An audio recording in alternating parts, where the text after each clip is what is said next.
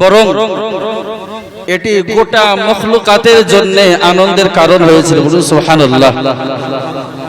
ওই প্রিয় নবী সাল্লাল্লাহু আলাইহি ওয়াসাল্লাম তাকে তো পূর্বে থেকেই মহান আল্লাহ নির্ধারণ করে রেখেছিলেন। হাদিস পাকের ভিতরে স্পষ্ট হয়, আল্লাহ পাকের হাবিব জানান, ওই নবীকে সৃষ্টি না করলে আল্লাহ পাক কুল কায়নাতকে সৃষ্টি করতেন না। বলুন সুবহানাল্লাহ।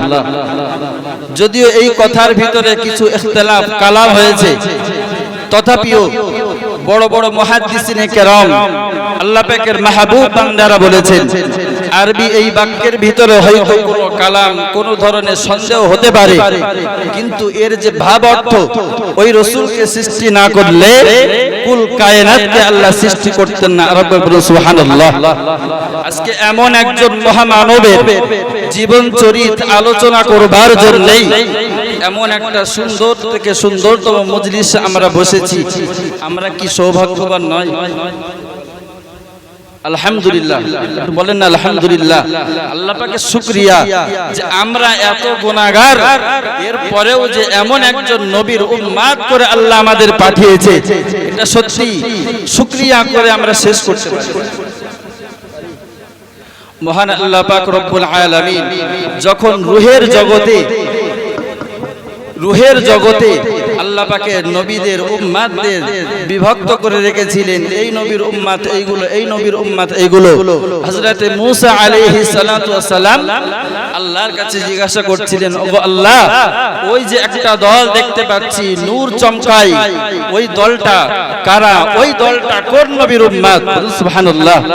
আল্লাহ পাক রব্বুল আলামিন হযরত মূসা আলাইহিস সালাতু ওয়াস সালামকে বললেন, হে মূসা, তুমি চাইলেও আর পাবে না, কারণ এটি হলো আমার হাবিব, আমার দোস্ত নবী মুহাম্মদুর রাসূলুল্লাহ সাল্লাল্লাহু আলাইহি ওয়াসাল্লামের উম্মত। বলুন সুবহানাল্লাহ। তাহলে রূহের জগৎ থেকেই মহান আল্লাহ আমাদের মতো পাপীদেরকে ওই নবীর উম্মত হিসাবে চয়ন করে রেখেছিলেন। আর বলুন সুবহানাল্লাহ। অন্যথায় আমরা যদি ব্যক্তি জীবনে একটু চিন্তা করি যে আমরা কোন পথ অনুসরণ করছি, কি কর্মের ভিতরে নিমজ্জিত, নিজের ব্রেন, নিজের চিন্তাধারাই বলে দেবে যে আমরা কিন্তু মূলত এই নবীর উম্মত হওয়ার যোগ্য না। ঠিক না? কিন্তু মহান আল্লাহ এত ভালোবেসেছেন, এত মহব্বত করেছেন আমাদের, যে ওই নবীর উম্মত হিসাবে রূহের জগৎ থেকেই আমাদেরকে চয়ন করে রেখেছে। বলুন সুবহানাল্লাহ। ভাইরা আমার, মনে রেখে দিন, মহান আল্লাহ পাক রব্বুল আলামিন ওই নবী আকরাম সাল্লাল্লাহু আলাইহি ওয়াসাল্লামকে জান্নাতের প্রত্যেকটা দরজায়, প্রত্যেকটা ফল ফুল পাতা গাছ, প্রত্যেকটা সাজানো সরঞ্জামের উপরে নবী মুহাম্মদুর রাসূলুল্লাহ সাল্লাল্লাহু আলাইহি ওয়াসাল্লামের নাম মোবারক লিখে রেখেছেন। বলুন সুবহানাল্লাহ। হযরত নবী আদম আলাইহিস সালাতু ওয়াস সালাম তিনি যখন জান্নাত থেকে বহিষ্কৃত হয়েছেন, দুনিয়ার জমিনে 350 বছর ধরে ওই নবী পাক ওই আল্লাহর কাছে ক্ষমা প্রার্থনা করেছেন, আল্লাহর কাছে ক্ষমা চেয়েছেন। 350 বছর পরে যখন হঠাৎ নবী আদম আলাইহিস সালাতু ওয়াস সালামের স্মরণ হলো, হায়রে, আমি জান্নাতের ভিতরে, জান্নাতের দরজায়, আরশে মুআল্লায়, বিভিন্ন জায়গায় একটা নাম আমি দেখতে পেয়েছিলাম আল্লাহর নামের পাশে, মুহাম্মাদুর রাসূলুল্লাহ। বলুন সুবহানাল্লাহ। নবী আদম আলাইহিস সালাতু ওয়াস সালাম ওই কথা স্মরণ করেই যেই না আল্লাহর কাছে দোয়া করেছেন, আল্লাহ, জান্নাতের ভিতরে আপনার নামের সঙ্গে একটা নাম সংযুক্ত ছিল, যে নামটা হলো মুহাম্মাদুর রাসূলুল্লাহ। আল্লাহ, ওই নবীর নাম, ওই নামের ওসিলা করে আল্লাহ আমাকে ক্ষমা করে দেন। সুবহানাল্লাহ। আল্লাহ পাক সন্তুষ্ট হয়ে, খুশি হয়ে নবী আদম আলাইহিস সালাতু ওয়াস সালামের 350 বছরের এই যে মেহনত, আল্লাহর কাছে কান্নাকাটি, আল্লাহর কাছে ফরিয়াদ করা, আল্লাহ একটা নাম উচ্চারণ করার সাথে সাথেই তার গোটা আবৃত্তি, গোটা তার দরখাস্ত সব কিছুকে আল্লাহ মঞ্জুর করে হাওয়া এবং আদম আলাইহিস সালাতু ওয়াস সালামকে আল্লাহ মিলন ঘটিয়েছিল। সুবহানাল্লাহ।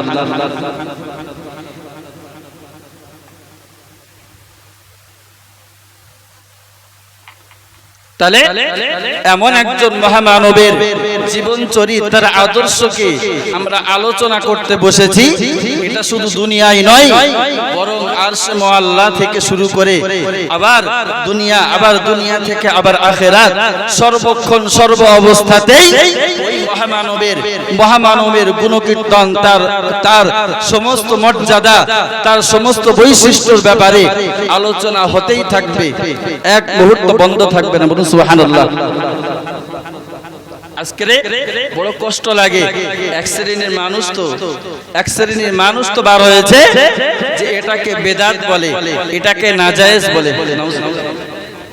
জোরে বলেন না নাউজুবিল্লাহ। আমি বলতে চাই তারা হাজারো চেষ্টা করলেও আল্লাহ এবং তার রাসূলের প্রতি এই গুনাহগার উম্মতদের অন্তর নিংড়ালো যে ভালোবাসা আর মহব্বত, গোটা বিশ্ব চেষ্টা করলেও এই মহব্বত, এই ভালোবাসার জায়গায় হস্তক্ষেপ করতে পারবে না। বলুন সুবহানাল্লাহ। মহব্বত কার থেকে হয়? আল্লাহর থেকে। কার থেকে? আল্লাহর থেকেই মহব্বত হয়, দুনিয়ার কোন মানুষের থেকে মহব্বত হয় না। সুতরাং তারা যতই চেষ্টা করুক না কেন, এই উম্মতের ভিতর থেকে রাসূলুল্লাহর ইশক, মহব্বত আর ভালোবাসা কখনোই ছিনিয়ে নেওয়া সম্ভব নয়।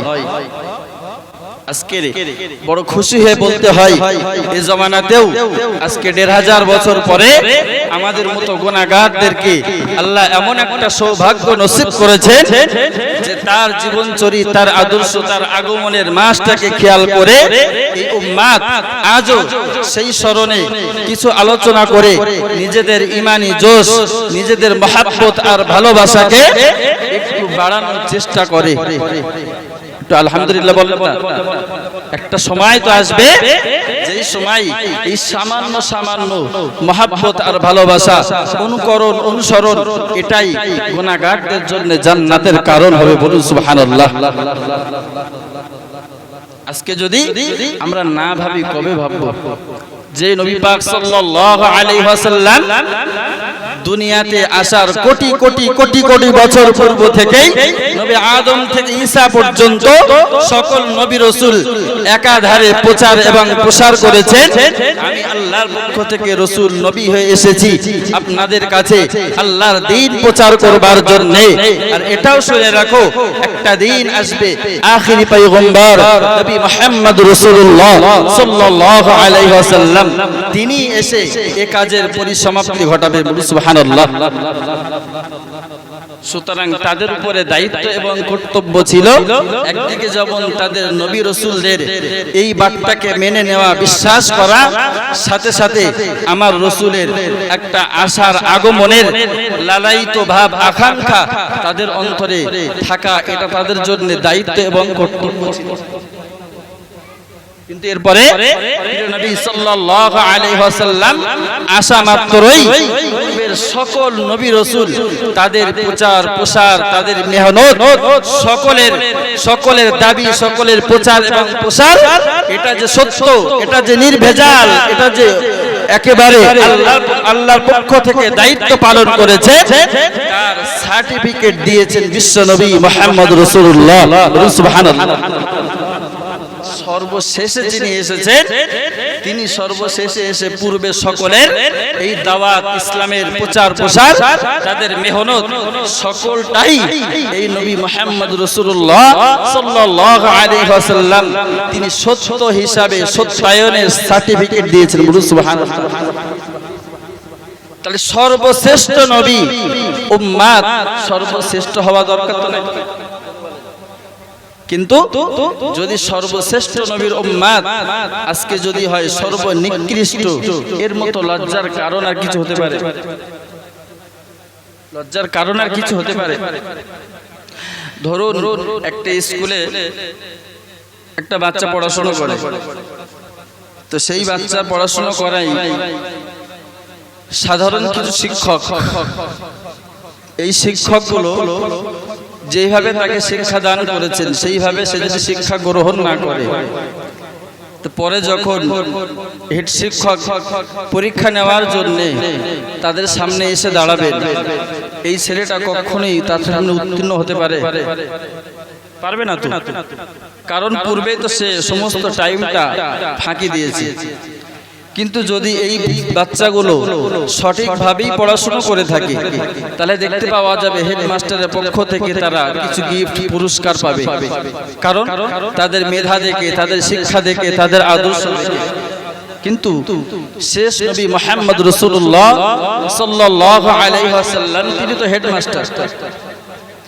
হেডমাস্টার এসে তিনি যখন দেখেছেন পূর্বে সকলেই সঠিক দায়িত্ব পালন করেছেন, সঠিক নীতির উপরে, আদর্শের উপরে দাঁড়িয়ে আল্লাহ পাকের দায়িত্বটুকু যখন পালন করে মানুষের কাছে পৌঁছে দিয়েছেন, তিনি নির্দ্বিধায় সার্টিফিকেট দিয়েছেন তারা সকলেই সত্য নবী, সত্য রাসূল, সত্যের উপরে সত্যের মানদণ্ডে দাঁড়িয়ে যে ইসলামের প্রচার আর প্রসার করেছে।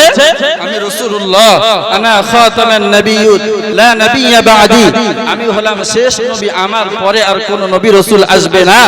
ওই নবী মুহাম্মদ রাসূলুল্লাহ সাল্লাল্লাহু আলাইহি ওয়াসাল্লাম এসে তিনি সার্টিফিকেট দিয়ে গেলেন যে তারা সকলেই সত্য এবং তার সত্যায়ন হিসাবে আমি রাসূল, আমি এসেছি।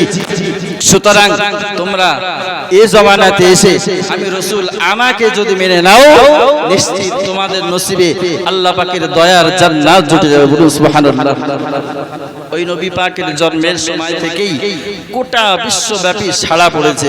আজকের এক শ্রেণীর সূক্ষ্ম ঈমানদারদের যদি রাসূলের আগমনের মাস আসার পরে তাদের অন্তরে যদি একটু নতুন করে আনন্দ না জেগে ওঠে, নতুন করে যদি ভালোবাসা না জেগে ওঠে, এতে কারো কিছু করার আছে নেই তো। আল্লাহ রাসূল সাল্লাল্লাহু আলাইহি ওয়াসাল্লাম তিনি যেদিন দুনিয়াতে পা রাখবেন, সেদিন গোটা বিশ্বের সকল মখলুকাতের ভিতরে সাড়া পড়েছে যে আজকের দিনে নবী মুহাম্মদ রাসূলুল্লাহ সাল্লাল্লাহু আলাইহি ওয়াসাল্লাম পৃথিবীর জমিনে পা রেখেছেন। বলুন সুবহানাল্লাহ।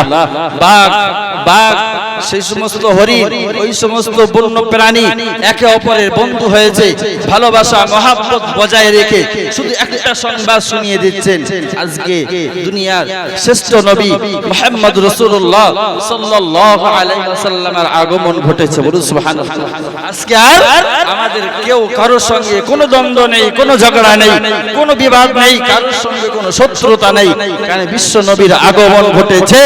আজকে আমাদের সকলের খুশির খবর, আনন্দের খবর এজন্যই তিনি ব্যতীত পৃথিবীর কিছুই তো সৃষ্টি হতো না। আজকে রাহমাতাল লিল আলামিনের আগমন ঘটেছে। আজকে দিনে যদি আমরা একে অপরের ভিতরে বাক বিতণ্ডা করি, ঝগড়া হই, একে অপরের ভিতরে শত্রুতা বজায় রাখি, আল্লাহ পাক রব্বুল আলামিন তিনি অসন্তুষ্ট হবেন। সুবহানাল্লাহ। আচরণ হয়, মানুষের আচরণ কেমন হওয়া দরকার, আরো কোটি গুণ ভালো হওয়ার দরকার ছিল। দেখতে পাওয়া গিয়েছে নদীর এক মোহনার মাছ আর এক মোহনায় গিয়ে সংবাদ দিয়ে দেয় বিশ্ব নবীর আগমন ঘটেছে। সুবহানাল্লাহ। আল্লাহ পাক রব্বুল আলামিনের প্রিয় হাবিব সাল্লাল্লাহু আলাইহি ওয়াসাল্লাম তিনি জন্মগ্রহণ করেছেন, আম্মা জান আমিনার কোলে অবস্থান করছেন। দিন পার হয়েছে। আম্মা জান আমিনা চিন্তা করছেন, হে রে, বাপ হারা সন্তান দুনিয়াতে এসেছে, এই অবস্থায় কে খেলনা এনে দেবে, কে এর জন্য মানে আনন্দ উপভোগ করবে, এর জন্য আরো সুন্দর থেকে সুন্দর ফুল খেলনাগুলো এনে দেবে, এই চিন্তা করছেন। অথচ দেখতে পাওয়া গিয়েছে রাত যখন, সন্ধ্যা যখন ঢলে পড়েছে, আকাশের চাঁদ আস্তে আস্তে আস্তে আস্তে নবী মুহাম্মদ রাসূলুল্লাহ সাল্লাল্লাহু আলাইহি ওয়াসাল্লামের কাছে পৌঁছেছে। বলুন সুবহানাল্লাহ। আবু তালেব রাসূলুল্লাহ চাচা জিজ্ঞাসা করছে, বাবা মুহাম্মদ, তুমি এতিম ছেলে, এতিম অবস্থায় জন্মগ্রহণ করেছিলে, তুমি যখন ভূমিষ্ঠ হয়েছিলে আমি দেখছিলাম তোমার মাথার কাছে চাঁদ এসেছে, আমি বড় ভয় খাচ্ছিলাম, আমি চিন্তা করছিলাম না জানি রাসূল মুহাম্মাদের উপরে এই চাঁদটা পড়ে কোনো ক্ষতিগ্রস্ত হয়, কিন্তু এই অবস্থায় দেখতে পাচ্ছি না, চাঁদ তোমার কাছে এসে একেবারে স্তব্ধ দাঁড়িয়ে পড়েছে। মুহাম্মদ বলো না কারণটা কি? ভাইরা আমার মনে রেখে দিয়ে আমার আল্লাহ পাকের রাসূল জানিয়েছেন ও চাচা আবু তালিব আপনি শুনে রেখে দিন জেনে রেখে দিন ছোটবেলায় আমার জন্মের পূর্বেই আমার আব্বা জান ইন্তেকাল করেছে না না না দুনিয়াতে আমার আব্বা জান বেঁচে নাই আমি জন্মগ্রহণ করেছি আমার মা আমিনার কাছে এমত অবস্থাতে আমার তো কোনো খেলার সাথী ছিল না আমার খেলনা কিনে দেবে এমন কোনো কেউ তো ছিল না তাই আমার আল্লাহ পাক রব্বুল আলামিন আমার আম্মাকে জানিয়ে দিলেন ও আমিনা শুনে রেখে দাও তুমি তোমার সন্তানকে কি খেলনা দেবে কি আনন্দ দেবে তোমার ওর বাপ যদি বেঁচে থাকতো হয়তো কাঠের খেলনা লোহার খেলনা প্লাস্টিকের খেলনা ওই সমস্ত মরুপ্রান্তরে কাঠ গাছগাছালি দিয়ে তৈরি খেলনা এনে দেবে হে আমিনা শোনো শোনো আমি আল্লাহ পাক রব্বুল আলামিন বলছি না না না মুহাম্মদুর রাসূলুল্লাহর জন্য আমি আল্লাহ আকাশের চাঁদকে তার খেলনা বানিয়ে দেব জোরে বলেন না সুবহানাল্লাহ কিসের খেলনা কিনে দেবে যে হাবিব আমি আল্লাহ আমার কাছে এতদিন ধরে আমার নামের সঙ্গে নাম মিলিয়ে রেখেছি ওই রাসূলের ওই হাবিবের ওই মুস্তাফার খেলনার জন্য দুনিয়ার কারো চিন্তা করতে হবে না আমি আল্লাহ এমন এক খেলনাকে তার জন্য প্রস্তুত করে রেখেছি পৃথিবীর জমিনে এমন খেলনা নিয়ে কেউ কোনোদিন খেলেনি বলুন সুবহানাল্লাহ নবী মুহাম্মদ রাসূলুল্লাহ সাল্লাল্লাহু আলাইহি ওয়াসাল্লামের মাথার কাছে এসে চাঁদ যখন এসে দাঁড়িয়েছে আল্লাহর রাসূল কচি হাতে একবার চাঁদের সামনের দিকে হাত দেয় ডান দিকে চলে আসে আবার ডান দিকে হাত দেয় বাম দিকে চলে আসে এইভাবে চাঁদ লাফালাফি করে আর রাসূলের সঙ্গে খেলা করে বলুন সুবহানাল্লাহ আর কি বলছিলেন মারহাবা মারহাবা ইয়া রাসূলুল্লাহ মারহাবা মারহাবা ইয়া হাবিবাল্লাহ সুবহানাল্লাহ শুধু তার জন্য অভ্যর্থনা দিচ্ছেন তার জন্য মারহাবা দিচ্ছেন আল্লাহ শুকরিয়া আদায় করছেন আজকে পৃথিবীর এক শ্রেণীর শুকনো ঈমানদার তাদের যদি রাসূলুল্লাহর মহব্বত আর ভালোবাসা না থাকে কারো কিছু করার আছে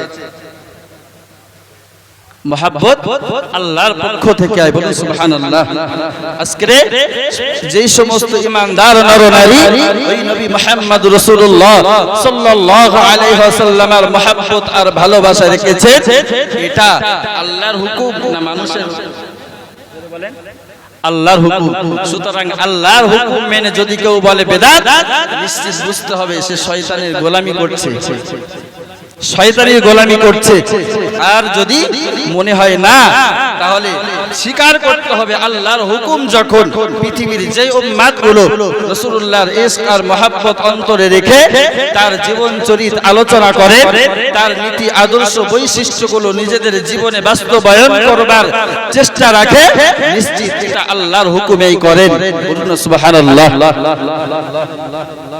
প্রিয় নবী সাল্লাল্লাহু আলাইহি ওয়াসাল্লাম তিনি যেদিন দুনিয়াতে আগমন ঘটিয়েছিলেন ওই রোম পারস্যের হাজার বছরের তাদের আধিপত্য তাদের রাজ সিংহাসনের 14টা গম্বুজ নিমিষের ভিতরে ধূলিসাৎ হয়েছিল সুবহানাল্লাহ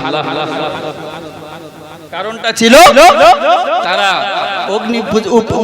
অগ্নি পূজারও তারা ছিল অন্যান্য দেব দেবীর পূজারও সত্য নবী হক নবী দুনিয়াতে যখন এসেছে মহান আল্লাহ তার দায়িত্ব দেওয়ার পূর্বেই তার মর্যাদা আর তার সম্মানকে বজায় রেখে সত্য আর বাতিলের ভিতরে আল্লাহ পৃথক করে দিয়েছেন সুবহানাল্লাহ সত্য নবী এসেছেন সত্য ধর্ম নিয়ে আজকের থেকে আর অগ্নি পূজা চলবে না দেব দেবীর পূজা অর্চনা চলবে না এটাই সিগন্যাল দিয়ে দিয়েছেন মহান আল্লাহ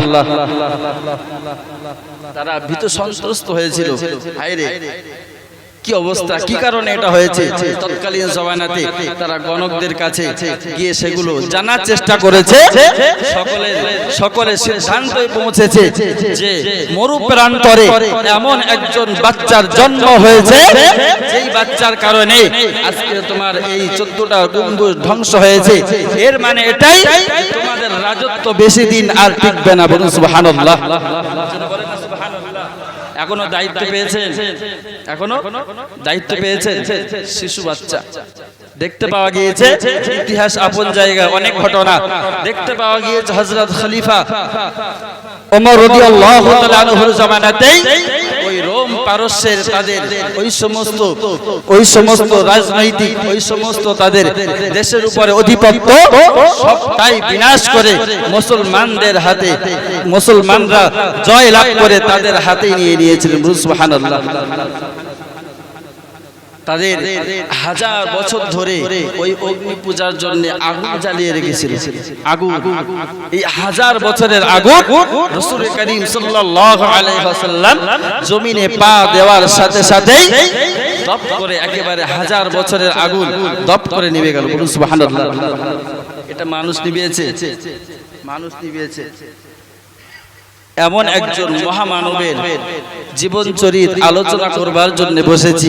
আমার দ্বারা আপনার দ্বারা আরো 5 জনের দ্বারা কখনোই সম্ভব নয় তার গোটা জীবন আদর্শটা আমরা একেবারেই আলোচনা করতে করতে শেষ করে ফেলবো। আল্লাহ পাক রব্বুল আলামিন কোরআন শরীফের ভিতরে স্পষ্ট ঘোষণা করে সুবহানাল্লাহ। আমি জগৎবাসীর জন্য আমার হাবিব আমার রাসূলকে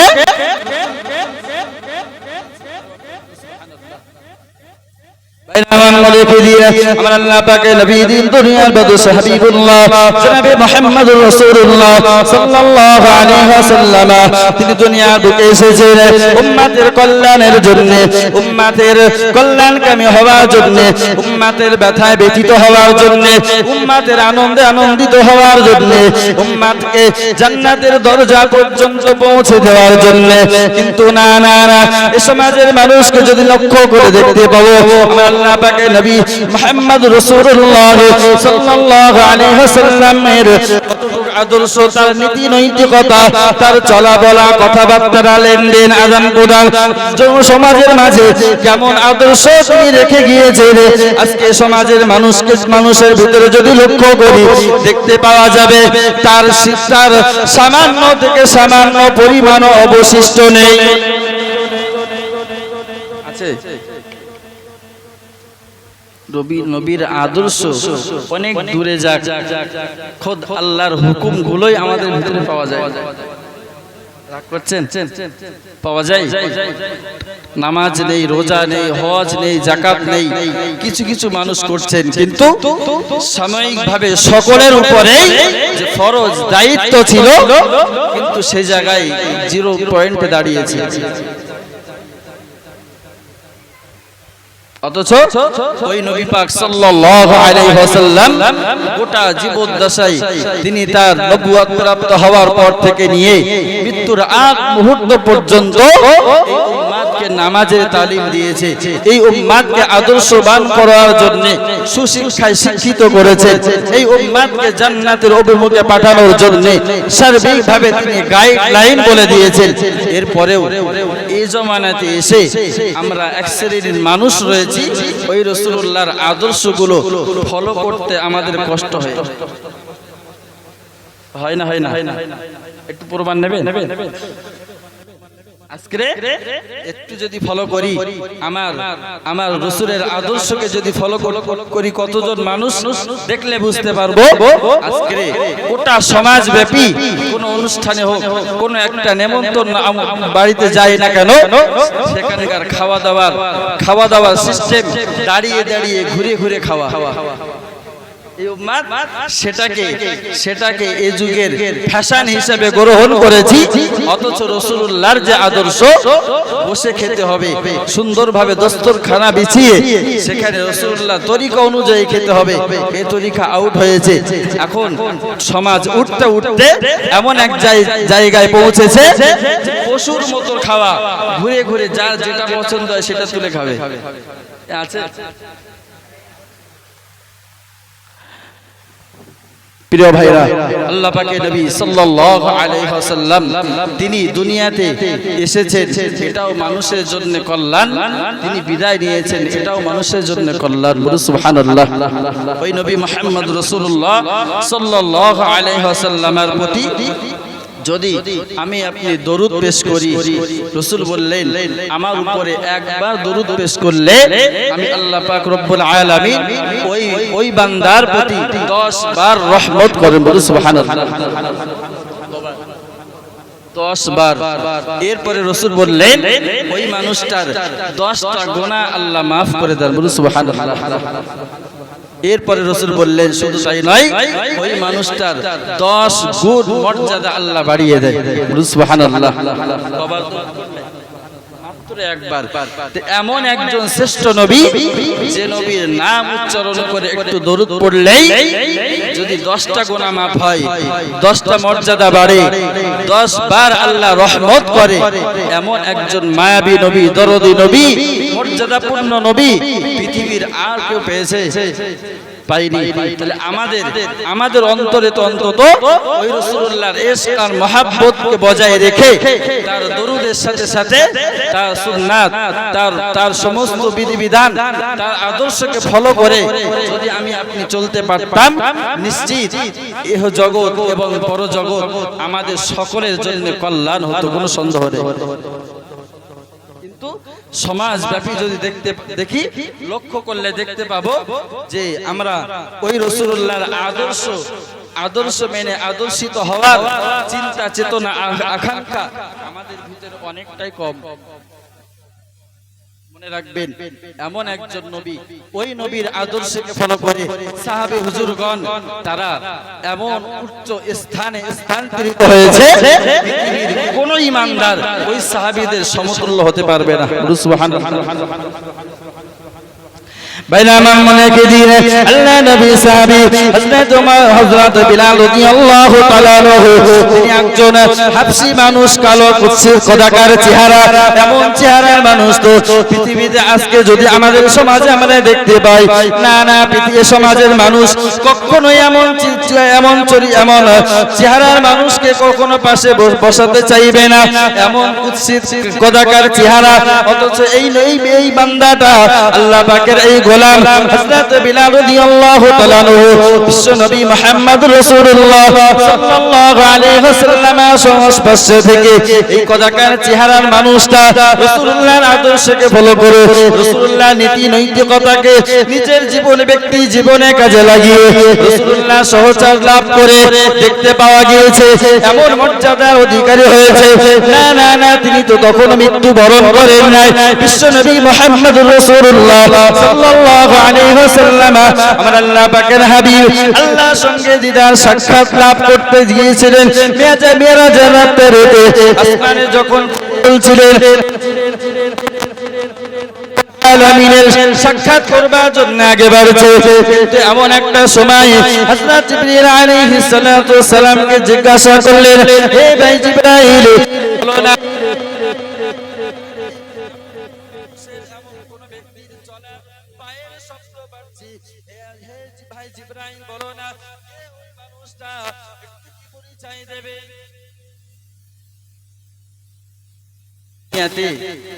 মহান আল্লাহ যত মানুষের সঙ্গে, যত নবী রাসূলদের সঙ্গে কথা বলেছেন, তাদের সঙ্গে বাক্য লাভ করেছেন, সকলের সঙ্গে কথা বলেছেন এই জমিনে।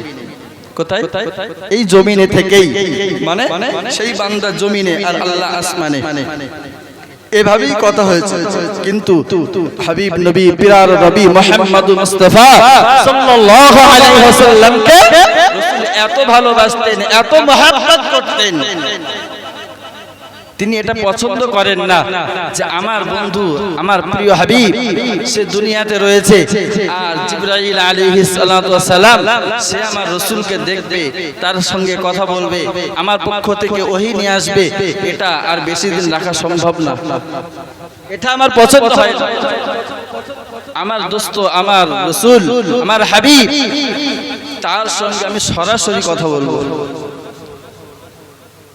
সরাসরি কথা বলবো।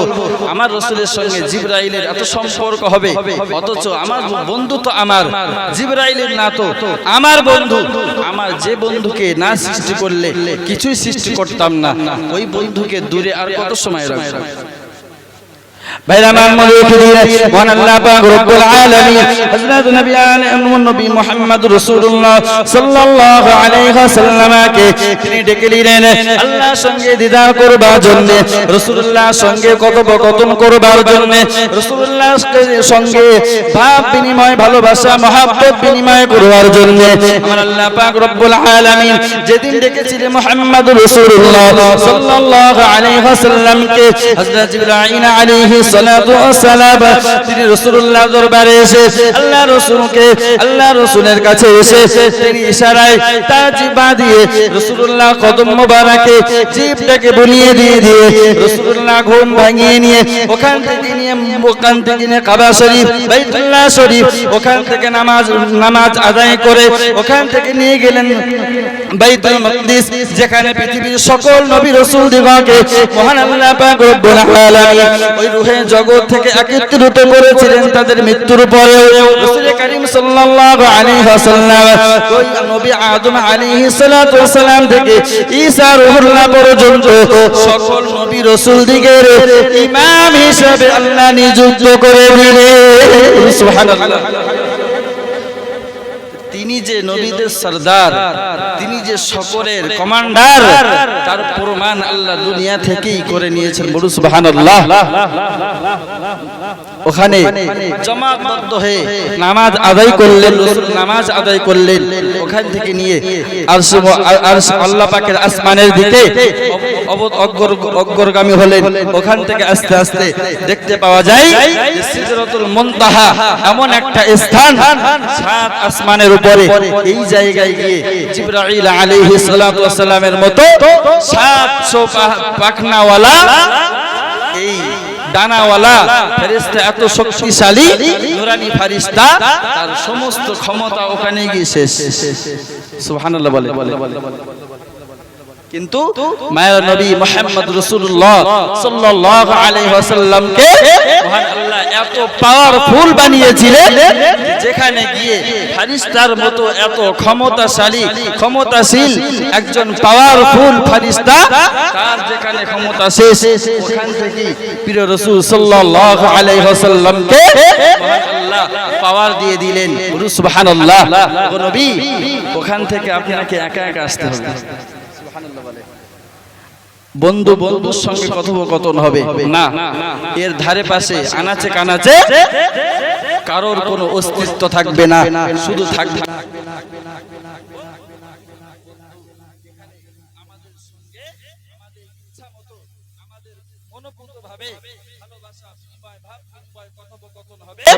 সৃষ্টির কেউ এখানে কোনোদিন উপস্থিত থাকতে পারবে না। বলুন সুবহানাল্লাহ।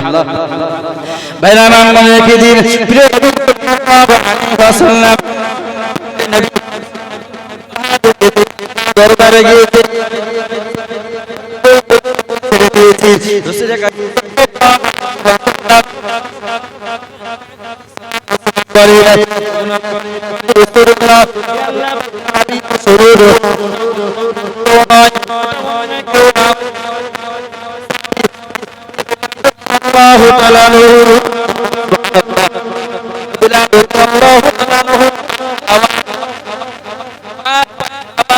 শুনতে পাচ্ছে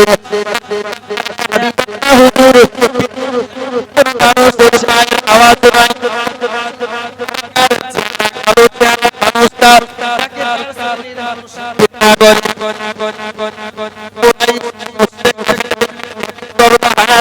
তারা আপনার ওই সাহাবীকে দেখে ঘৃণা করে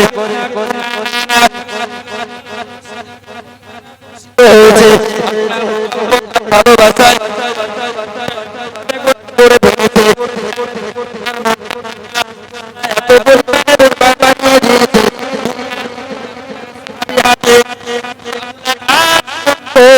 আপনার ওই সাহাবীর পায়ের আওয়াজে কম্পিত হয়ে যায়। সুবহানাল্লাহ। মানুষ যদি ঈমানদার, যদি তার ঈমানিত্ব বজায় রেখে, তার আল্লাহর হুকুম এবং আহকাম বিধানকে বজায় রেখে সত্যিকারের অর্থে ঈমানদারের পরিচয় দিতে পারে, মুসলমানের পরিচয় দিতে পারে, নিশ্চিত এই মানুষগুলোর মর্যাদা আল্লাহ ফেরেশতা থেকেও আরো ঊর্ধ্বে দান করে। বলুন সুবহানাল্লাহ। প্রিয় নবী সাল্লাল্লাহু আলাইহি ওয়াসাল্লামকে মক্কার ওই সমস্ত বেঈমান ধর্মহারা বেদিনেরা রাসূলের প্রতি অনেক অত্যাচার অবিচার করেছে ইসলাম প্রচার করবার কারণে। কিন্তু যেই সময় আল্লাহ রাসূলুল্লাহর এই অন্তরে আনন্দ দিতে ভালোবাসা অন্তর থেকে ভালোবাসা বিনিময় করা এবং রাসূলের সঙ্গে রাসূলুল্লাহর পাওয়া আশা তার আকাঙ্ক্ষা আল্লাহ জানার ইচ্ছা করলে আমি কথা বলবো সরাসরি সুবহানাল্লাহ। কোরআন শরীফ স্পষ্ট ঘোষণা করেন কানা কাবা কাউসাইনি আও আদনা, এত নিকটবর্তী হয়েছিলেন যে একটা ধনুকের এ মাথা আর মাথা কতটা দূর থাকে, ধনুকের দুই মাথা কতটা দূরত্ব থাকে। ফাকানা কাবা কাউসাইনি আও আদনা, মহান আল্লাহ নিজেই ব্যক্ত করেছে আও আদনা, অত এই ধনুকের কিনারা যতটা না দূরত্ব এর থেকে আরো নিকটবর্তী হয়ে মহান আল্লাহর সঙ্গে কথা বলেছেন। বলুন সুবহানাল্লাহ। আল্লাহর সঙ্গে অনেক কথোপকথন হয়েছে, কিন্তু সেখানে গিয়েও এই উম্মত এই গুনাহগার উম্মতদের গুনাহগার ঈমানদারদেরকে আল্লাহর রাসূল এক মুহূর্ত বলেননি। বলুন সুবহানাল্লাহ। আমরা কোনদিন চিন্তা করেছিলাম ওই রাসূলের জন্য পাওয়ার জন্য করেছিলাম? বলে কেউ চিন্তা করিনি, কেউ আশাও করিনি, এরকম ভাবেও নি। এরপরে ওই নবীর উম্মাত হিসাবে যখন চয়ন করেছেন আর এমন একজন মায়াবী নবী রহমতের নবী হিসাবে আল্লাহ পাঠিয়েছেন যিনি আল্লাহর দরবারে এই কথোপকথন করার সময়ও এই উম্মাতের কথা তিনি ভুলে যাননি, বরং এই উম্মাতের কথা আল্লাহর কাছে বলেছেন। ওগো আল্লাহ, আল্লাহ বলেন হে আমার হাবিব, আপনি তো এসেছেন আমার বাড়িতে, কি চান? রাসূল বলেন উম্মাত চাই। বলুন সুবহানাল্লাহ। কি চাই? উম্মাত চাই, উম্মাত চাই। আজকের এই জমানার এক শ্রেণীর উম্মাত হয়েছি আমরা রাসূলকে চাই না, রাসূলকে চাই না। আফসোস, আফসোস যারা রাসূলকে চেয়েছে, যারা রাসূলকে অন্তর থেকে ভালোবেসেছে, যারা রাসূলের আদর্শবান হয়েছে, যাদের পর্যন্ত সকল মানুষ আজকের পৃথিবীর জমিনে মরেও অমর। এই জমানাতে এসে ওই সমস্ত মানুষদের উপমা পেশ করি, অমুক ব্যক্তি, অমুক আল্লাহর ওলি, অমুক মাহবুব ব্যক্তি তিনি কেমন ছিলেন বলি না? কিসের কারণে? তার আদর্শ, তার চরিত্র, তার নীতি নৈতিকতা, তার ব্যবহার, তার সমস্ত বিষয় তাদের ভিতরে বিদ্যমান ছিল বলেই আজ তাদের আল্লাহ অমর করে রেখেছেন। আর একবার বলি সুবহানাল্লাহ। মহান আল্লাহ পাক রব্বুল আলামিন ওই সময় রাসূলের সঙ্গে কথোপকথন করছেন। আল্লাহ বলেন, রাসূল বলেন আনতা রব্বাল কারীম আনান নাবিয়ুর রহিম। আল্লাহ আপনি তো রব্বুল আলামিন, গোটা বিশ্বের সৃষ্টিকর্তা, আমি গোটা বিশ্বের দয়াশীল একজন মানুষ। আল্লাহ আপনি আমাকে পাঠিয়েছেন, এই দুয়ের মাঝখানে আপনি থাকবেন, আপনি সম্মানীয় প্রভু একজন আল্লাহ, আর আমি হলাম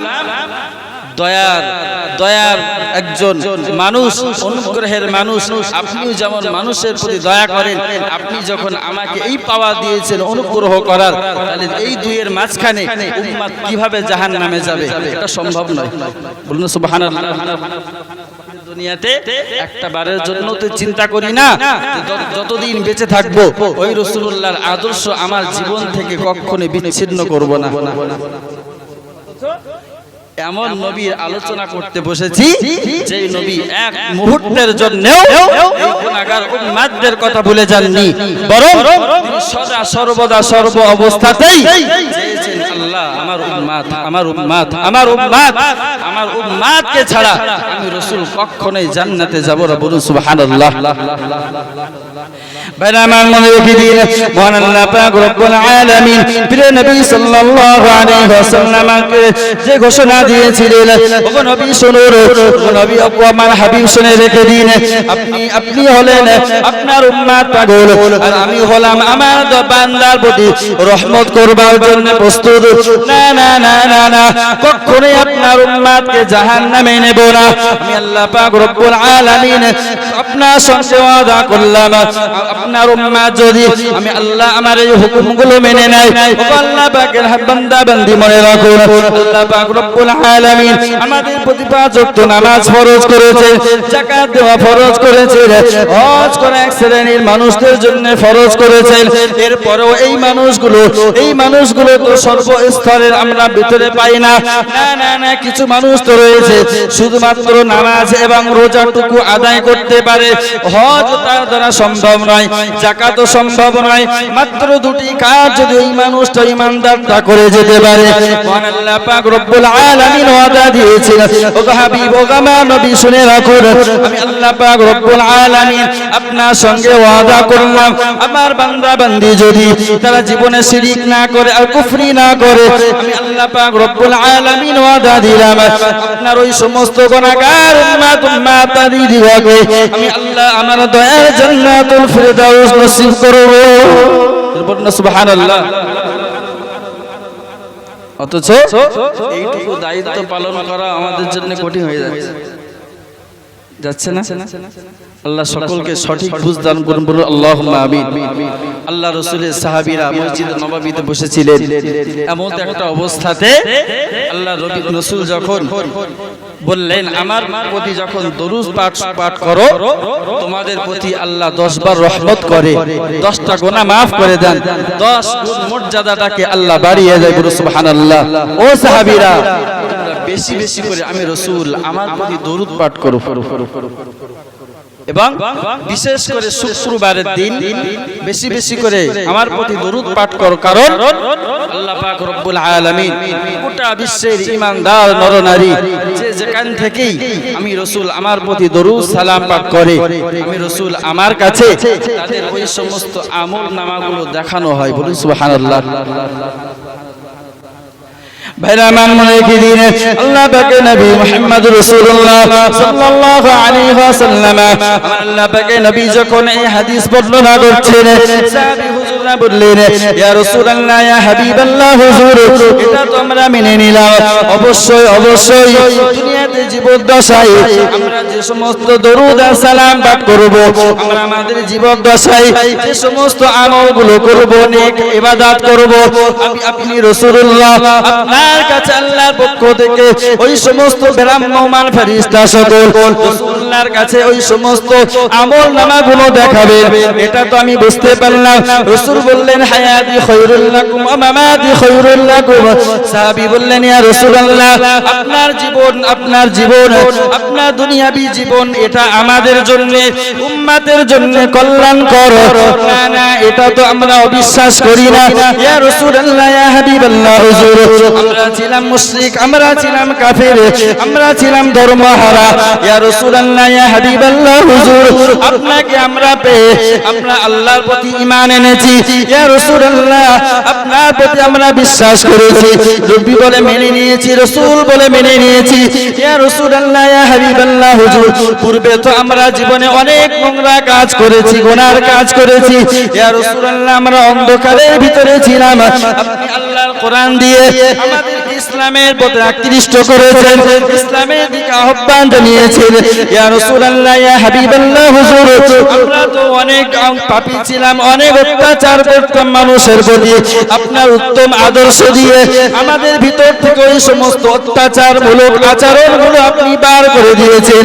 ইয়া রাসূলুল্লাহ, ইয়া হাবিবাল্লাহ হুজুর, আপনার ওসিলা করে আমি একদিকে যেমন আল্লাহর কোরআন পেয়েছি, আল্লাহর হুকুম বিধান পেয়েছি, ঈমান পেয়েছি, ইসলামের মতো একটা সম্মানীয় ধর্ম পেয়েছি। ইয়া রাসূলুল্লাহ, ইয়া হাবিবাল্লাহ হুজুর, জীবনে যতবার আমরা সমস্যার সম্মুখীন হই, ইয়া রাসূলুল্লাহ, ইয়া হাবিবাল্লাহ হুজুর, আপনার কাছে এসে সমাধান পেয়েছি। ও আল্লাহর নবী, আপনার জীবন আমাদের জন্য কল্যাণকর আমরা বুঝতে পেরেছি। আজকে আমরা আপনার আনুগত্য স্বীকার করে আমাদের জীবনটাকে একটা জান্নাতি মানুষের জীবনে পরিণত করতে আমরা সমর্থবান হয়েছি। ইয়া রাসূলুল্লাহ, ইয়া হাবিবাল্লাহ, হুজুর আপনি আমাদেরকে কঠিন জাহান্নামের আগুন থেকে বাঁচিয়ে আল্লাহ পাকের জান্নাতের পথে আমাদেরকে অগ্রসর করেছেন। ইয়া রাসূলুল্লাহ, ইয়া হাবিবাল্লাহ, হুজুর এটা তো আমরা খুব ভালোভাবে বুঝতে পারছি। আপনার জীবনটা আমাদের কাছে অনেক মূল্যবান, অনেক মর্যাদাবান। ইয়া রাসূলুল্লাহ, ইয়া হাবিবাল্লাহ, হুজুর ওবাদি মামাতি, ইয়া রাসূলুল্লাহ আপনার মৃত্যুর পরে, আপনার ইন্তেকালের পরে সেই জীবনটা, সেই অবস্থাটা আমাদের জন্য কেমন করে ভালো হয়?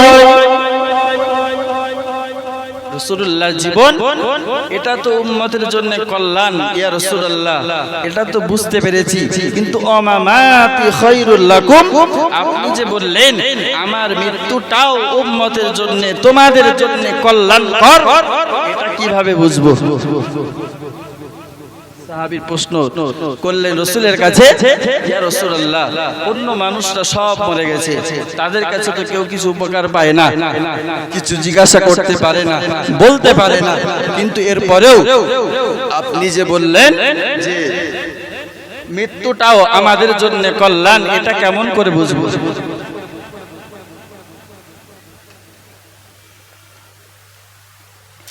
ভাইরা আমার মনে রেখে দিন, আল্লাহ পাকের নবী কি চ্যাম্পিয়ন গুরুত্ব দিলেন।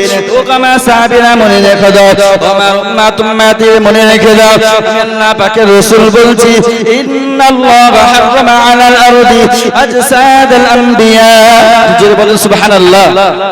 আমার আল্লাহ পাকের নবী ওই সমস্ত সাহাবীদেরকে সামনে রেখে তাদেরকে সান্ত্বনা দিয়েছেন, তথা গোটা বিশ্বের সকল ইমানদার নরনারী সকলকে তিনি ঘোষণা দিয়ে দিলেন, আমার উম্মতানি মনে রেখে দাও, ইন্নাল আম্বিয়া ইন্নাল্লাহা হারামা আলাল আরদি আজসাদাল আম্বিয়া।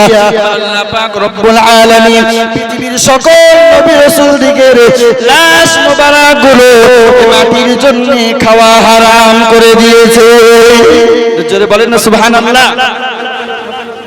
মাটির জন্য সকল নবী রাসূল দিগের জিসিম মোবারক, তাদের শরীর মোবারক খাওয়া হারাম করে দিয়েছেন। আর আকবার বলুন সুবহানাল্লাহ।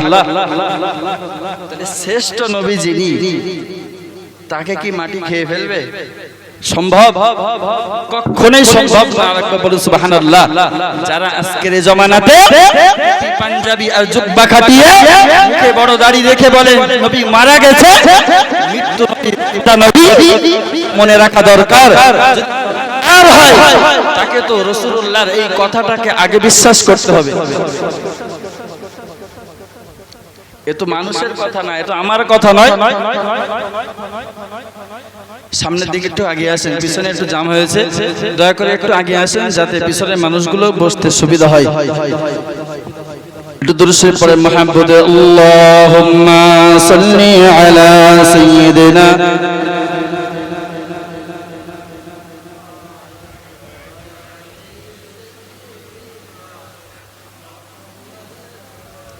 আল্লাহুম্মা সাল্লি আলা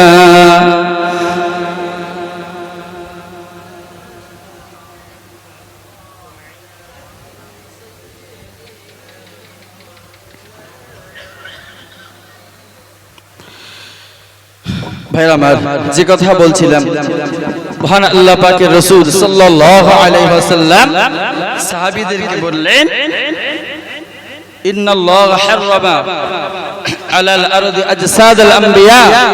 আল্লাহ মাটিকে সকল নবী রাসূলদের লাশ মোবারক গুলো খাওয়া হারাম করেছেন। সুতরাং স্পষ্ট বোঝা যায় যিনি হলেন শ্রেষ্ঠ নবী, জগৎ গুরু নবী, যিনি হলেন মায়াবী নবী মুহাম্মদুর রাসূলুল্লাহ সাল্লাল্লাহু আলাইহি ওয়াসাল্লাম, তিনি মাটিতে শুলে কি মাটি খেয়ে ফেলবে?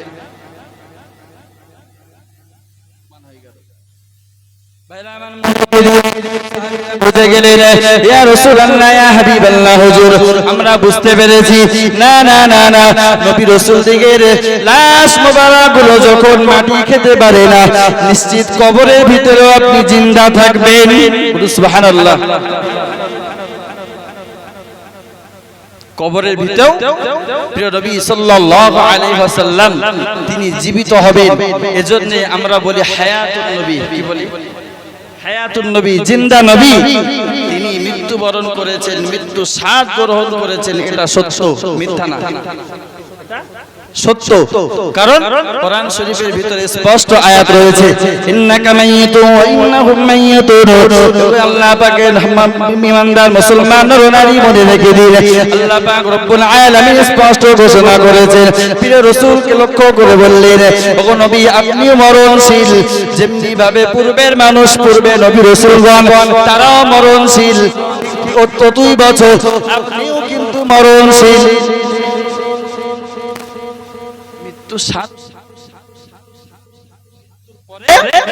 আল্লাহ যে রাসূলকে জীবিত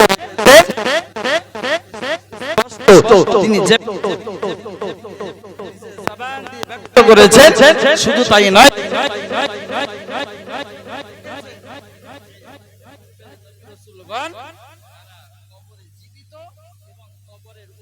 দাঁড়িয়ে তারা নামাজ আদায় করছে। বলুন সুবহানাল্লাহ।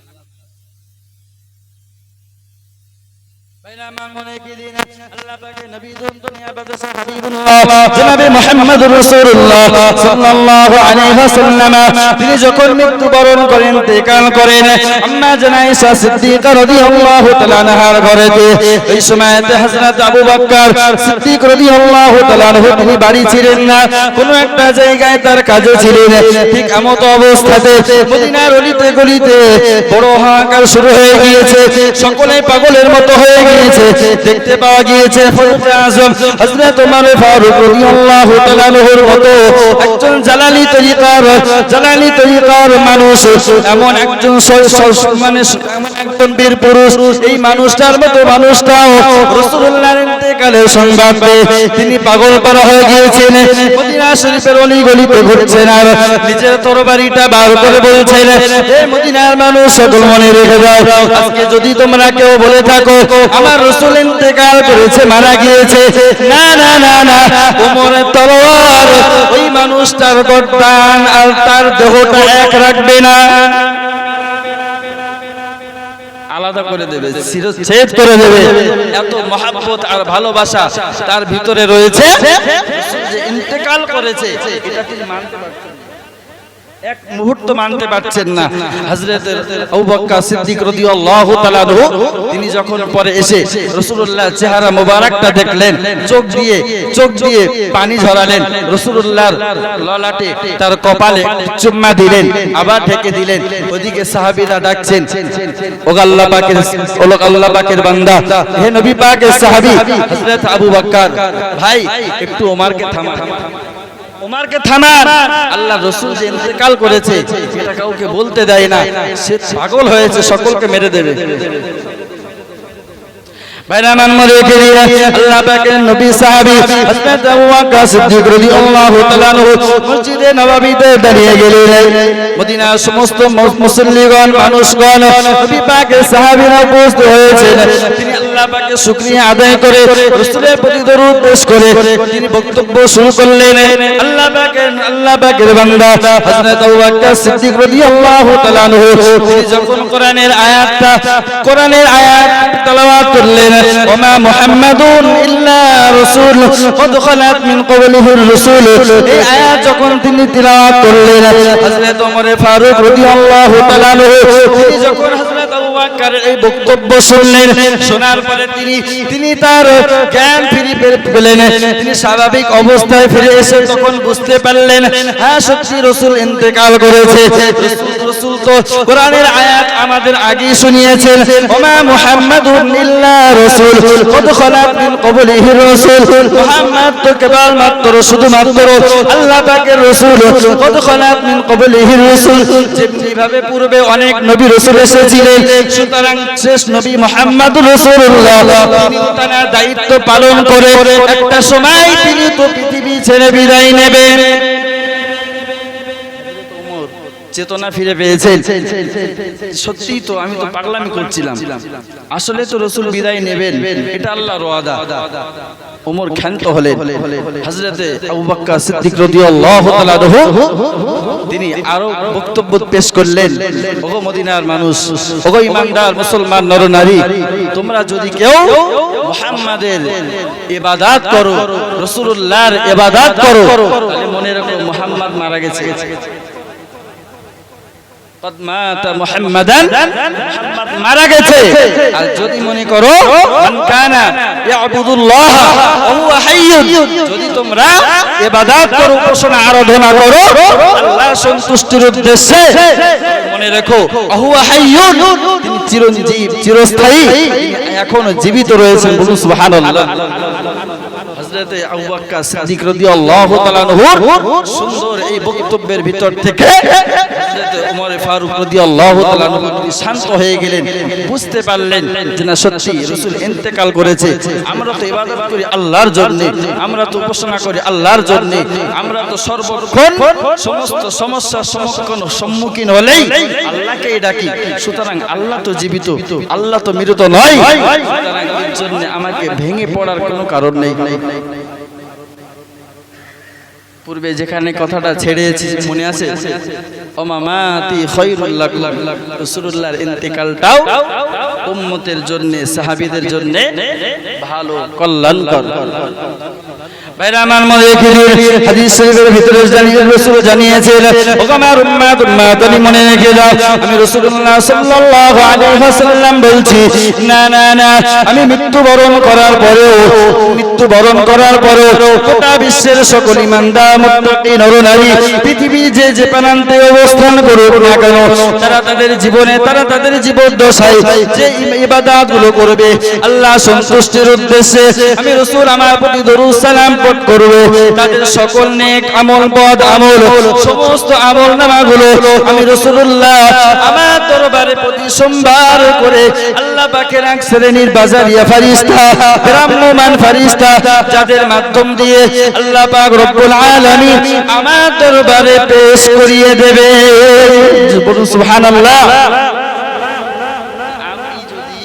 আমার ঘরের কোনায়, নির্জনে, নিরালায়, পাহাড়ে, পর্বতে, নদী নালায় যেখানেই থাকি না কেন, একবার যদি সুবহানাল্লাহ বলি, একবার যদি আলহামদুলিল্লাহ বলি, দু রাকাত যদি নফল নামাজ আদায় করি, সাথে যদি আমি গুনার কাজও করি, কোনো অন্যায় অত্যাচার করি, অবিচার করি, চুরি ছিনতাই রাহাজানি করি, সবটাই কার কাছে গিয়ে হাজির হবে? রাসূলের দরবারে। দুনিয়াতেই আল্লাহ রাসূলকে দেখাবেন। বলুন সুবহানাল্লাহ। ও সাহাবীরা মনে রেখে দাও, আমি রাসূলুল্লাহ সাল্লাল্লাহু আলাইহি ওয়াসাল্লাম আমি কবর জগতে শুয়ে আমি যখন আমার উম্মতানি দিগের আমলনামাগুলো আমি রাসূল আমার কাছে পেশ করা হবে, আমি রাসূল যখন দেখব না না না, আমার উম্মতের এই আমলনামার ভিতরে গুনার অংশ অনেক কম রয়েছে, নেকির পাল্লা ভারী, সওয়াবের অংশ অনেকটা বেশি। ও সাহাবীরা মনে রেখে দাও, আমি রাসূলুল্লাহ কবরে শুয়ে আমার এই সমস্ত উম্মতানিদের ব্যাপারে আমি বড় সন্তুষ্ট হব, খুশি হব। ও সাহাবীরা মনে রেখে দাও, আমি আল্লাহ পাক রব্বুল আলামিনের প্রশংসা শুকরিয়া জ্ঞাপন করব, আমার ওই সমস্ত বান্দা বান্দীর জন্য আনন্দ উপভোগ করব। ও সাহাবীরা মনে রেখে দাও, আর আমি যখন দেখব আমার এক শ্রেণীর উম্মতানিদিগণ সমস্ত নেকির পাল্লাগুলো হালকা হয়েছে, বদির পাল্লা, গুনার পাল্লা ভারী হয়েছে, তাদের আমলনামায় গুনার পরিমাণটা বেশি থাকবে। ও সাহাবীরা মনে রেখে দাও, আমি রাসূল বলেছি ওমামাতি খায়রুল লাকুম, এজন্যই বলেছি কবর জগতে শুয়ে আমি যখন দেখব আমার উম্মতের গুনার পাল্লাটা ভারী হয়েছে, ও সাহাবীরা মনে রাখো, কবর জগতে শুয়ে আমার ওই সমস্ত গুনাহগার উম্মতানিদের জন্য আমি রাসূলুল্লাহ বড় দুঃখ পেশ করব, আল্লাহর কাছে ক্ষমা প্রার্থনা করব। আল্লাহ পাক রব্বুল আলামিন আমার এই সমস্ত গুনাহগার উম্মাতানি তারা দুনিয়া মায়া জালে পড়ে নিজেদের নফসানি খায়ে চলে দুনিয়ার সমস্ত ভোগ বিলাসিতায় লিপ্ত হয়ে যে গুনাহের কাজে লিপ্ত হয়েছে মাবুদ ও আল্লাহ পাক রব্বুল আলামিন আপনি তো বলেছেন আমাকে কাঁদাবেন না আপনি তো বলেছেন আমাকে সন্তুষ্ট করবেন ও রব্বুল আলামিন আল্লাহ আপনি আমার এই সমস্ত গুনাহগার উম্মাতানি দিওয়া করে আপনি দয়া করে আপনার রহমত দিয়ে তাদের গোটা জীবনের গুনাহ রাশিগুলো আপনি ক্ষমা করে দেন তো জোরে বলেন না সুবহানাল্লাহ আর জোরে বলেন সুবহানাল্লাহ নারে তাকবীর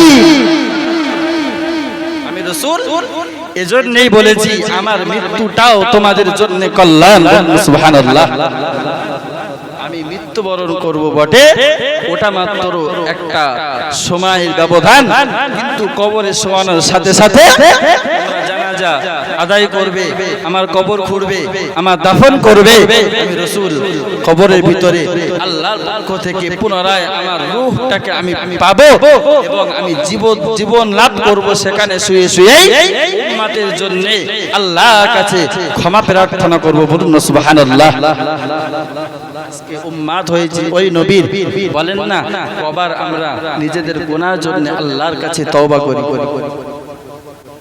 কজন আছি কজন বলতে পারবো যে আমরা নিজের গুনাহ করলেই আল্লাহর কাছে ক্ষমা চাই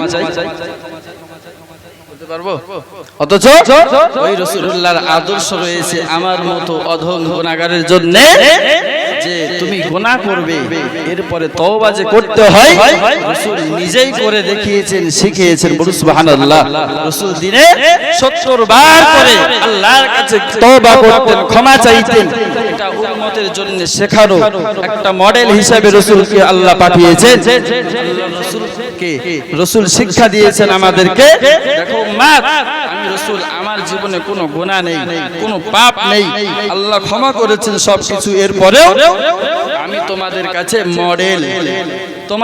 মডেল আমি রাসূল 70 বার করে যদি তওবা করতে পারি উম্মত তুমি তো গুনার ভিতরে থাকবে ফিতনার ভিতরে থাকবে তুমি বিভিন্ন গুনার ভিতরে নিমজ্জিত থাকবে তুমি যেই মুহূর্তে আল্লাহর স্মরণ হবে ওই মুহূর্তেই আল্লাহর কাছে ক্ষমা চেয়ে নেবে এই আদর্শটুকু আছে আমাদের আছে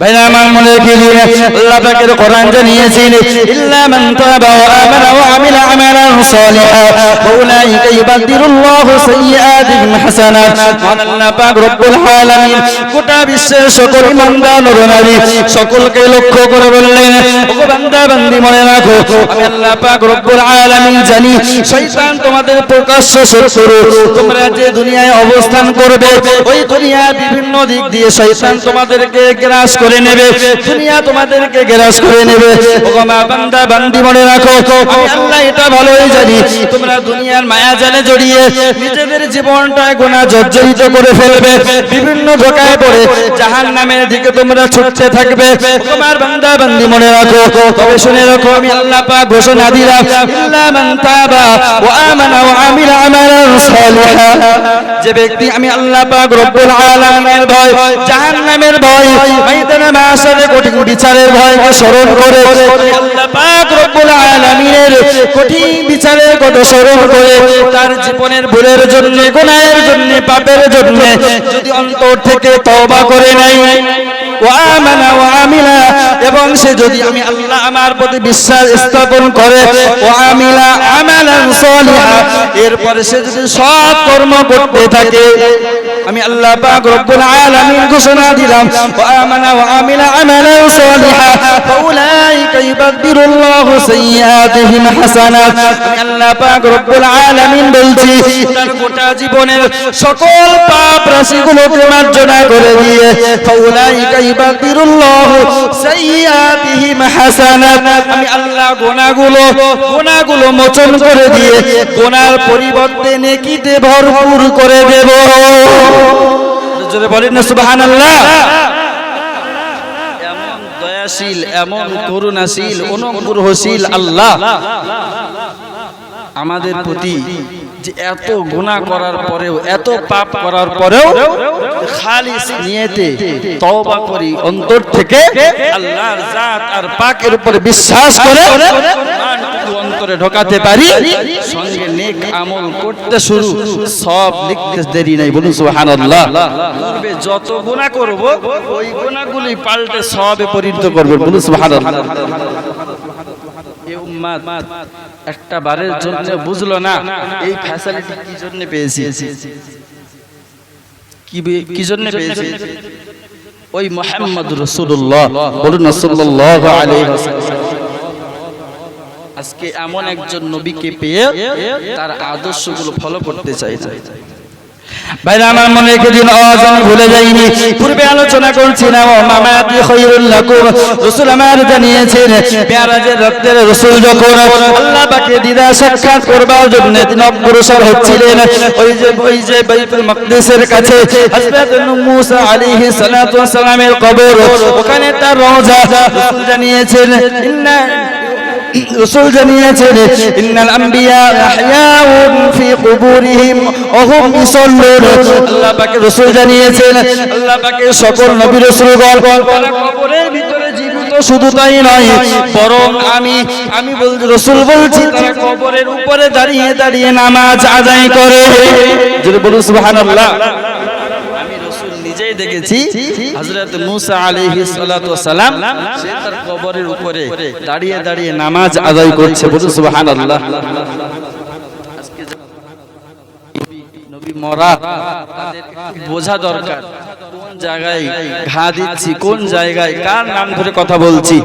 যিনি আমাদের ঈমান, আজকে সেই রাসূল নিজের জবানে যে কথাগুলো বললেন, আজকে তারাও নামাজি, তারাও রোজাদার, তারাও টুপিওয়ালা দাড়িওয়ালা, অথচ এই সাধারণ ঈমানদার মুসলমানদেরকে ধোঁকা দিয়ে বোকা বানিয়ে রাসূলকে বোঝাচ্ছে, রাসূলকে এই উম্মতের কাছে রাসূল মারা গেছে, তিনি জীবিত নয়, কবরে তিনি মারা। নাউজুবিল্লাহ।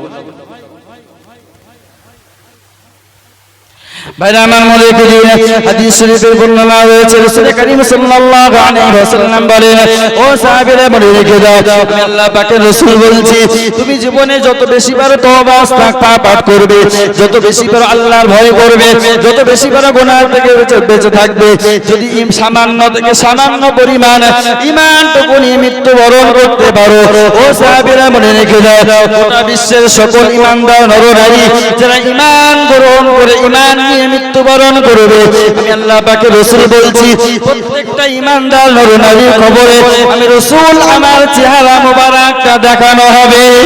বলুন সুবহানাল্লাহ। ও সাহাবীরা মনে রেখে দাও, মুমিনদার মুসলমান নরনারী সকলকে রাসূল বললেন, আমার উম্মাতানিরা, আমি রাসূল বলছি যদি ওই সমস্ত ঈমানদার মুসলমান নরনারী আমি রাসূল আমাকে দেখে চিনতে পেরে যায়, না না না, তাদের আর কোনো দুঃখ নেই, ভয় নেই, কোনো ত্রাস নেই। আমি রাসূলুল্লাহ চেনার সঙ্গে সঙ্গে তাদের সমস্ত ভয় ভীতি, সমস্ত ধরনের অস্বস্তিকর বিষয়গুলো ওই সমস্ত উম্মাতানিদের ভিতর থেকে দূর হয়ে যাবে। ও আমার সাহাবীরা মনে রেখে দাও, আমি রাসূল বলছি যদি ওই মানুষটা আমাকে চিনতে পারে, আমি রাসূল বলছি ওই মানুষটার জন্য জান্নাত অবধারিত হয়ে যাবে। রাসূলকে কবরের ভিতরে যদি চিনতে হয়, তাহলে সেই রাসূলুল্লাহর আদর্শ নিয়ে বাঁচতে হবে না, হবে না? জোরে বলেন, হবে তো?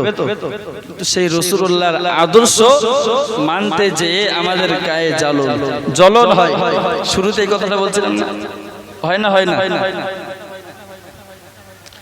বাইনা মান মনে রেখে দিন, আল্লাহ পাকের রাসূলের যে সমস্ত সাহাবীরা তাদের আদর্শ নিয়ে বড় হয়েছেন, তাদের আদর্শ নিয়ে নিজেদের জীবনগুলো গড়তে পেরেছে, না না না, গোটা বিশ্বের বিভিন্ন প্রান্তরে তাদের ইসলামের স্বার্থে নিজেদের জান মালকে উৎসর্গ করেছে, কখনো তাদের বিবি বাচ্চা হারিয়েছে, সহায় সম্পত্তি হারিয়েছে, দেশ ত্যাগ করেছে, শুধুমাত্র আল্লাহ পাকের ওয়াহদানিয়াতের প্রচার আর প্রসার করবার জন্য, আমার রাসূলুল্লাহর আদর্শকে গোটা বিশ্বের মানুষের কাছে ছড়িয়ে দেওয়ার জন্য ওই ইমানদার মুসলমান নরনারী একটু কি বলবেন? আজকে পৃথিবীতে তারা যে চেষ্টা, যে সাধনা, যে মেহনত করে গিয়েছেন, এই মেহনত যদি তারা না করতেন, আমরা কি ইসলামটা অতি সহজে পেয়ে যেতাম? কখনোই সম্ভব না, কখনোই সম্ভব না। আমরা তো ইসলামের স্বার্থে 5 টাকা দান করতে হয়, ইসলামের স্বার্থে 5টা মিনিট সময় ব্যয় করতে হয়, ইসলামের স্বার্থে কথা বলতে হয়, নিজেদের আত্মতুষ্টি নিয়ে চিন্তা করি না 5 টাকা দিতে হবে, শর্ট হয়ে যাবে, এই সময় দিতে হবে, আমার অমুক জায়গায় যেতে হবে ইত্যাদি ভাবনা ভাবতে থাকি। অথচ ওই সাহাবীরা, ওই সমস্ত আল্লাহ পাকের প্যারা বান্দা, মাহবুব বান্দা, তারা তাদের গোটা জীবনটাই আল্লাহ এবং তার রাসূলের আদর্শের জন্য, গোলামি করবার জন্য গোটা জীবনটাই তারা আল্লাহ এবং রাসূলুল্লাহর পথে ব্যয় করেছে। সুবহানাল্লাহ। আজকে তাদের অক্লান্ত পরিশ্রম আর মেহনতের বদৌলতে আজকে আমাদের ঘরে আমরা সুন্দরভাবে শান্তি শৃঙ্খলাবদ্ধভাবে আমাদের ঘরে ইসলাম পেয়েছি। এজন্য আমরা দেখতে পাচ্ছি এক শ্রেণীর মানুষের কাছে মূল্যায়ন খুবই কম না বেশি? বাপ যদি অনেক সম্পদ রেখে মারা যায় আর ছেলে যদি একটু অলসতা বোধ করে, দেখতে পাওয়া যাবে সেই চিন্তা করে যে যা রেখে গেছে এগুলো বেচলে আমার জীবন শেষ, এগুলো বেঁচে খেলে আমার জীবন শেষ। সে এক প্রকার হাঁটখুরো হয়ে থাকে। তা সে যে অবস্থায় কাটায় অলসতা করে, মানে নিজেকে একজন অযোগ্য লোক হিসাবে একটা জায়গায় দাঁড় করিয়ে রেখেছে, বাপের সম্পদের দিক লক্ষ্য করে ওই সম্পদ কি টেকবে? ওই বেচা শুরু করলে বেচতে বেচতে একসময় শূন্য হয়ে যাবে। আজকে ঠিক পরিণতিটা ওরকম জায়গায় কিছু মানুষের মাঝে। বাপদাদা পৈতৃক সম্পত্তি হিসাবে ইসলামটা পেয়েছি পরম্পর, আমাদেরকে তো রক্ত ঝরাতে হয়নি, আমাদেরকে সম্পদ হারাতে হয়নি, আমাদেরকে বিবি বাচ্চা হারাতে হয়নি, আমাদেরকে দেশ ত্যাগ করতে হয়নি। সুতরাং মূল্যায়নটা আমাদের কাছে অনেকটাই কম।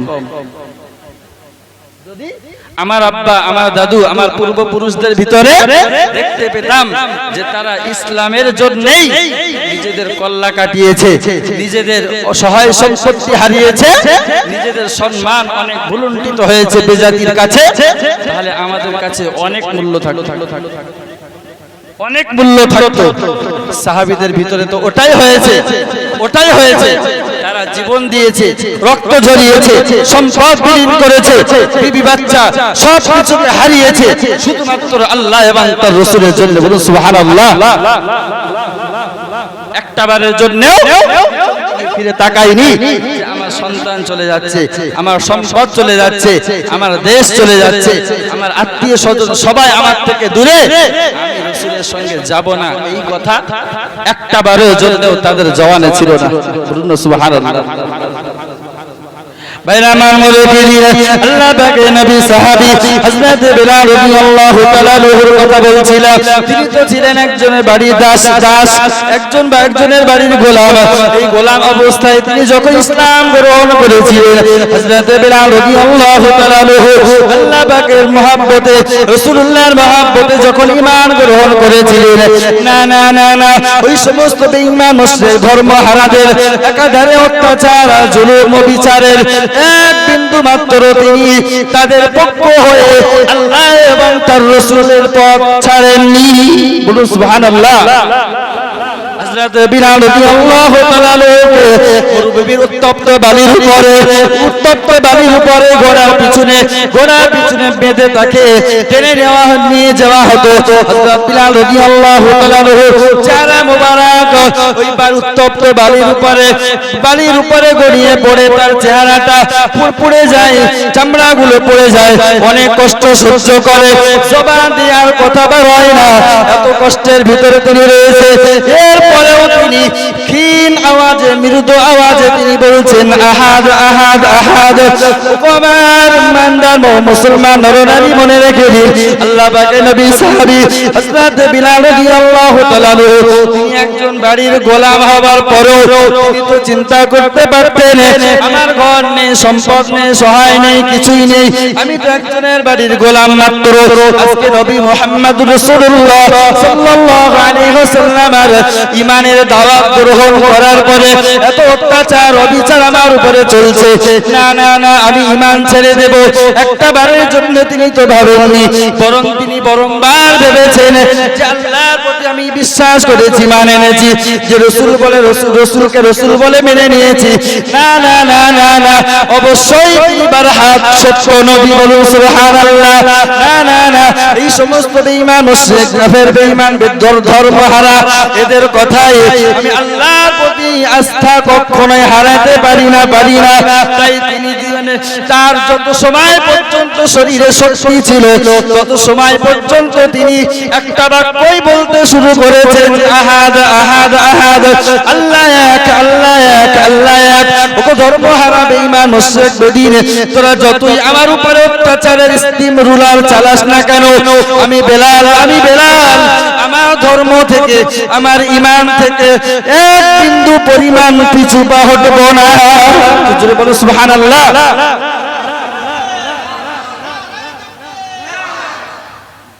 আমাদের ঈমান এক কাপ চাই চলে যায়, তাই না? আমাদের ঈমান এক কাপ চাই চলে যায়, 5 টাকা ঘুষ পেলেই চলে যায়, একটু সম্মানের চেয়ারে বসালেই ঈমান চলে যায়।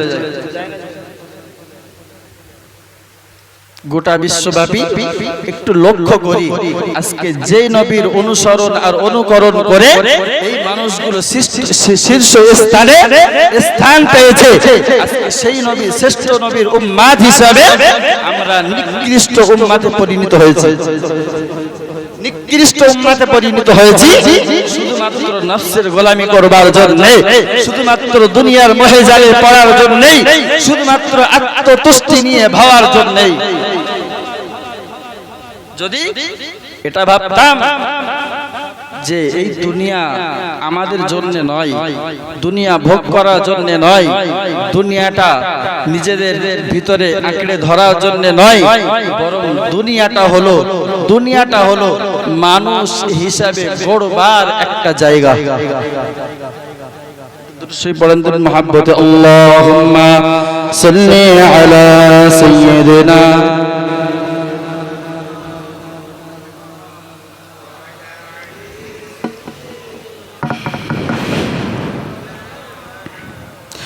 نبينا محمد رسولنا محمد حبيبنا محمد شفيعنا محمد اللهم صل على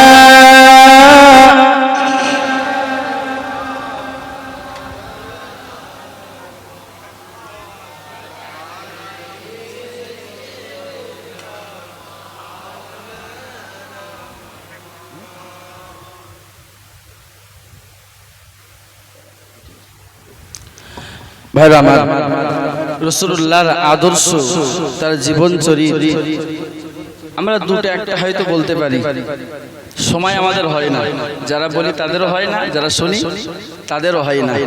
সুতরাং হাজার চেষ্টা করলেও ওই রাসূলুল্লাহর মর্যাদা, তার গুণকীর্তন, তার সমস্ত বিষয় আলোচনা করা আমাদের দ্বারা সম্ভব নয়। রাসূল জানিয়েছেন, ওগো উম্মত, ওগো আমার উম্মত উম্মতানি, আমি রাসূল বলছি, তোমরা ফিতনার জগৎ